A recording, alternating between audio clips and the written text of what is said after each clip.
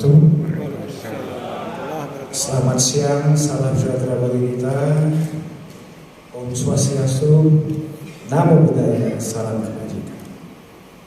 Tentu yang pertama-tama kami sama-sama banggakan, yang kami muliakan, yang kami cintai Ketua Umum Partai Nasdem Bapak Surya Paloh,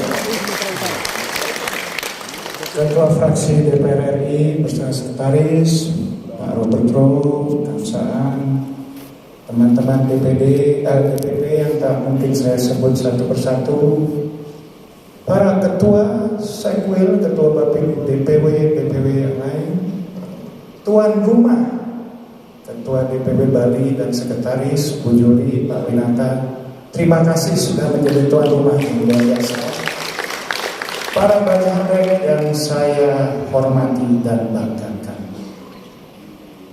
tentu berasa di Bali ini mempunyai kesan yang tersendiri. Satu, keindahan dan kesejukannya. Dua, kerukunan beragamannya. Tetapi tiga, semangat pantang menyerah. Di Bali itu dikenal dengan istilah pungutan.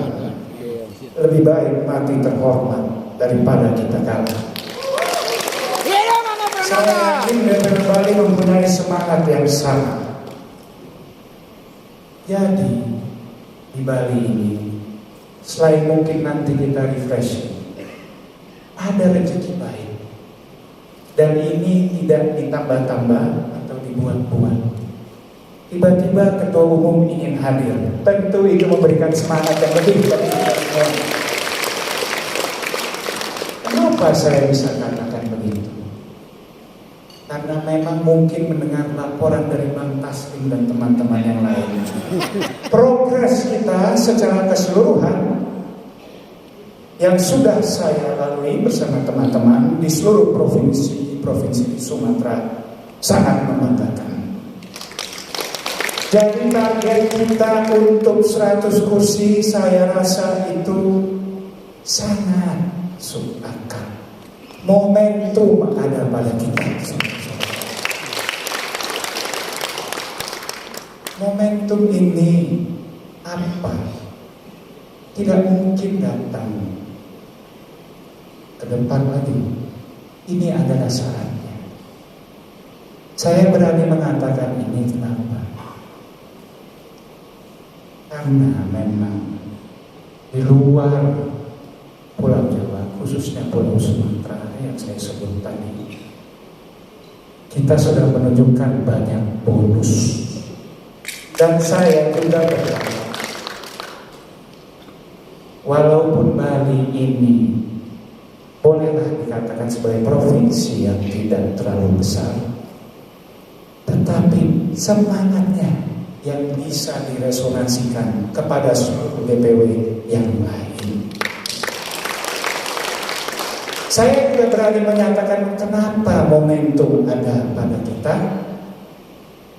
Survei nasional Lembaga Kompas baru saja menunjukkan tanda-tanda dari 4,3% sekitar 4 bulan lalu menjadi 7,4%.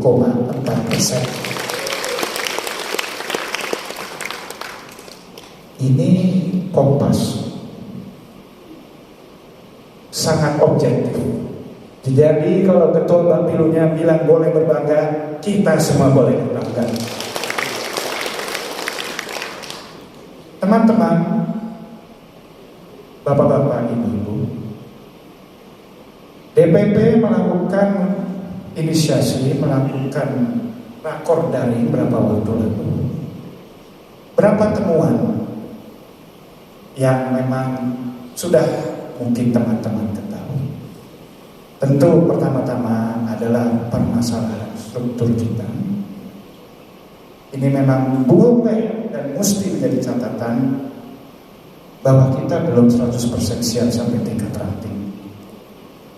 Kedua, masih banyaknya bacalek yang di bawah 100%. Dan ketiga, mungkin juga permasalahan kurangnya partisipasi ataupun juga kota bagi perempuan. Memang kita fair saja, ini menjadi permasalahan bukan hanya bagi satu atau dua DPW, banyak.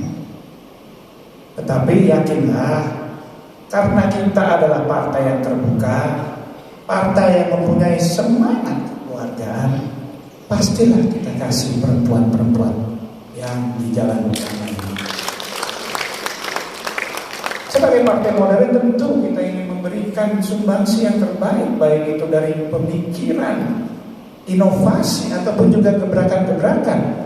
Salah satunya kalau orang menyatakan minimal 30%, kalau bisa Nasdem berada di angka 40%. Kita masih ada waktu. Nah, balik lagi kepada hasil survei Kompas. Memang dikatakan oleh Litbang Kompas, dan mungkin nanti ada pengamat dari indikator yang akan memberikan penjelasan secara detail, efek ini adalah efek yang disebut ekor jas ataupun cocktail effect.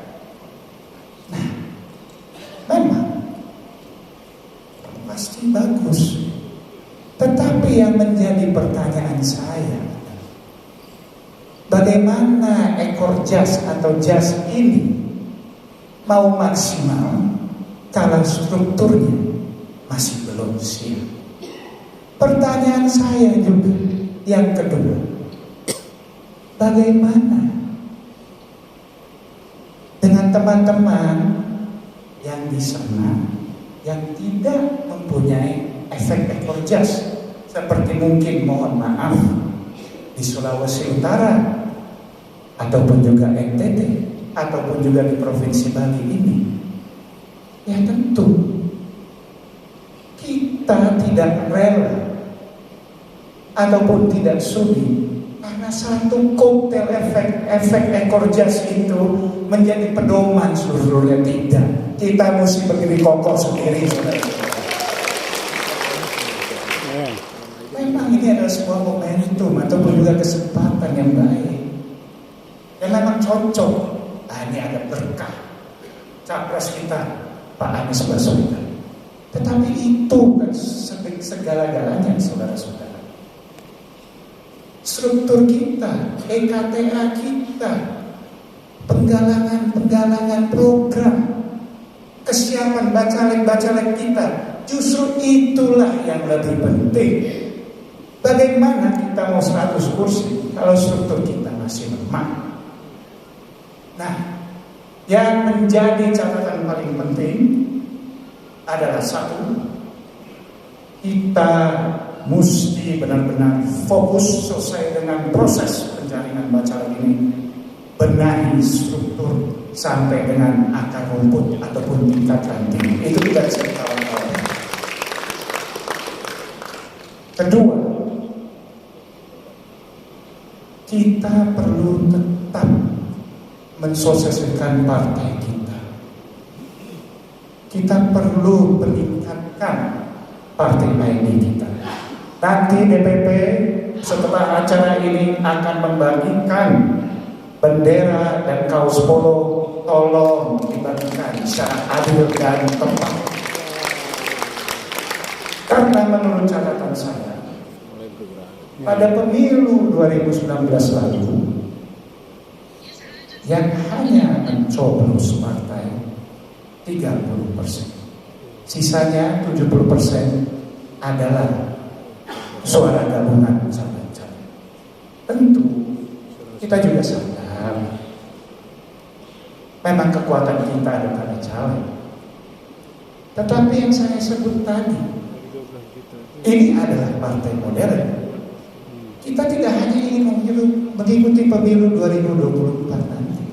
Kita ingin mengikuti pemilu sampai 2029, seterusnya, dan seterusnya. Nah, nanti kalau memang partai ID kita sudah kuat, yang namanya proporsional tertutup, Nasdem tidak akan takut pada itu, saudara-saudara. saya juga ingin mengingatkan, pemilu nanti 2024 banyak diisi oleh kaum pemilih yang berada di bawah 40 tahun, yaitu kurang lebih hampir 60%. Maka saya ingin mengingatkan kepada para bacalek dan teman-teman struktur partai, pengurus DPW, DPD, sampai dengan camat nanti, untuk melakukan inovasi-inovasi ataupun juga program-program digitalisasi yang gampang dimengerti oleh anak-anak muda ataupun juga pemilih pemuda. Singkat kata, mungkin nanti bisa dijabarkan lagi oleh para pengamat yang mungkin tahu secara detail bagaimana kita bisa melakukan hal-hal seperti ini. Tentu cara pikir kita sebagai mungkin politisi yang sudah berjam-jam berada di organisasi ini, dan pemahaman kita jauh lebih kompleks, berbeda dengan pemahaman pemilih pemula ataupun anak-anak muda yang cenderung apatis ataupun hanya tahu dasar intinya. Karena apa? Baru saja saya baca pada fenomena Februari 14 nanti 2024, hampir 70%, 60% hanya ingin memilih presiden. Nah, ini sungguh mengatakan, sungguh-sungguh worry. Jadi nanti hanya kertas suara nomor 1 yang pertama pilpres, kedua, ketiga, keempat mereka sudah bersepakat untuk tidak memilih. Makanya itu perlu menjadi catatan yang penting. Teman-teman sekalian, pemilu 2024 adalah momentum make or break kita. Kita bisa melihat tendensi kita ini, harusnya trajektori kita ini naik terus. Tetapi kalau kita menganggap ini remeh ataupun juga dengan bergampang-gampang, kita bisa melihat tanpa usah menyebut partai-partai lain. Tetapi kebanyakan pada pemilu ketiga mengalami stagnasi ataupun juga kecenderungan menurun. Apakah, saya tanya kepada teman-teman di sini, kita rela partai kita stagnan atau turun? Tidak. Maka daripada itu, 2024 Februari 14 kita harus tetap bersama dan yakinlah 100 kursi ada pada kita.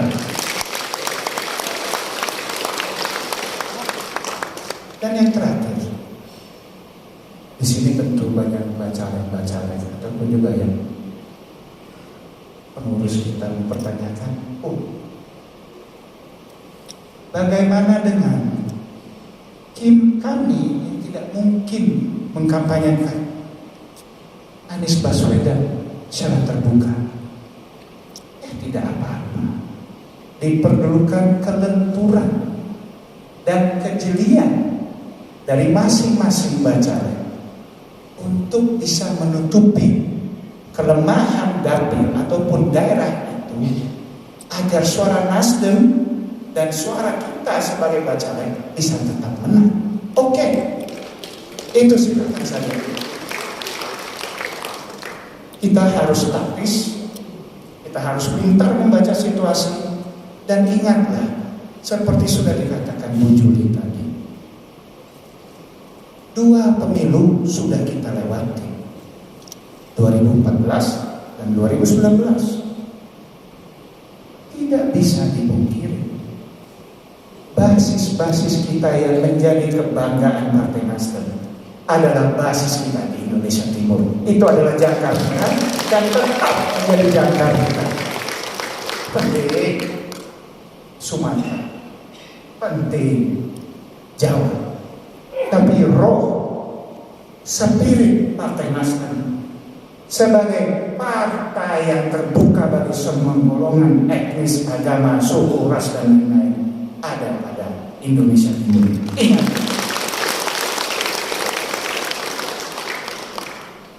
di akhir kata saya ingin mengingatkan